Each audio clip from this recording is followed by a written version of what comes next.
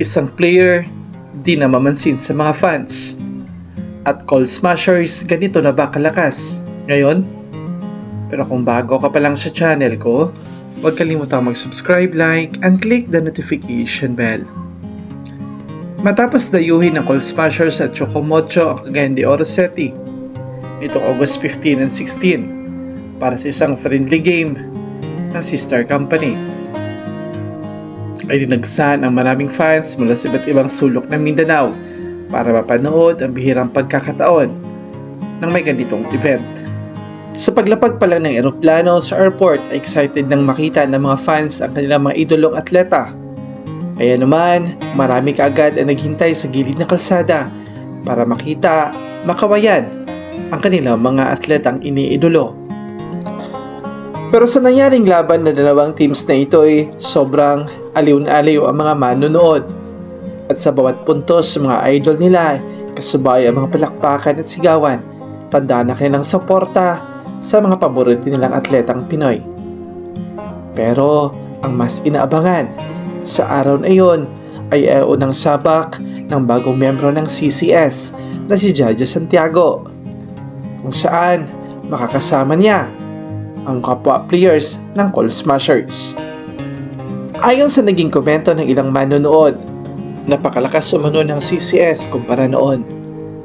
Sa pagdating ni Jaja sa team, kita nilang wala na umanong makakatalo ng CCS, katapat yung ibang mga teams ng PVL. Sadyang ang ganda umano ng combination of players, at kung may pangspanaga ka na at maging kapalitan ay si Santiago, sulit ang net defense at middle attack ng Call Smashers. At dahil sa friendly game lamang ang nangyari, ay di pa naibigay lahat ng galing ni Jaja. Pero kita nila kung gaano kalakas ang Call Smashers at paano na lang kaya kung nasa PVL na at maglalaro. Ayon sa balitay, maglalaro si Jaja bilang local players at magsisimula siya makita sa court sa next season ng PVL sa Invitational Conference, kaya kaabang-abang ngayon pa lang. Isang netizen naman na nagpaabot ng pagkadismaya matapos sa matyagang paghihintay para lang makita paboritong players ng kanyang pinsan na si Dina Wong. Base sa picture na in-upload ng netizen ay nakarupo si Dina sa may window side at naka-opila yung kortina. Ayon sa netizen, naghihintay umano sila na kahit makawayan man lang, pero bigo. Ayon sa kanyang social media post, kahit anong gawin mo ang kaway at papansin, ayaw talagang lumingon. Ganyan ka ba talaga, di? Buntis pa naman kasama ko at ikaw ang gustong makita. Kahit isang kaway ang damot mo. Sana man lang pinagbigyan mo pinsan kong buntis. Dahil umani na sarisaring reaksyon mula sa mga netizen sa social media, ayon sa iba, di naman ganon kasikat, pero kahit isang kaway na siyang magpapasaya na lang sana sa fans ay ayaw pang ibigay.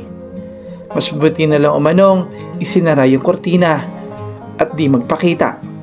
Di rin maiwasang may kumpara siya sa mga players ng CCS dahil ayon sa ibang netizen, dahil kahit sobrang sikat na ng mga players ng Call Smashers ay namamansin pa rin sa kanilang mga fans, at di kagaya ni Wong na wala pang nakuhang award sa PVL, pero bakit ganito na? Mayroon namang mga netizen na pinagtanggol siya ayon sa iba, baka umano pagod lang sa biyahe, at may nagsabi ring baka importante yung ka-text niya at di lang napansin ang mga fans. Ganun pa may, sa kabila ng lahat ng iyon ay naging masaya pa rin ang mga tao sa nangyaring friendly game ng dalawang teams, at hiling nila sana ay may kasunod pa.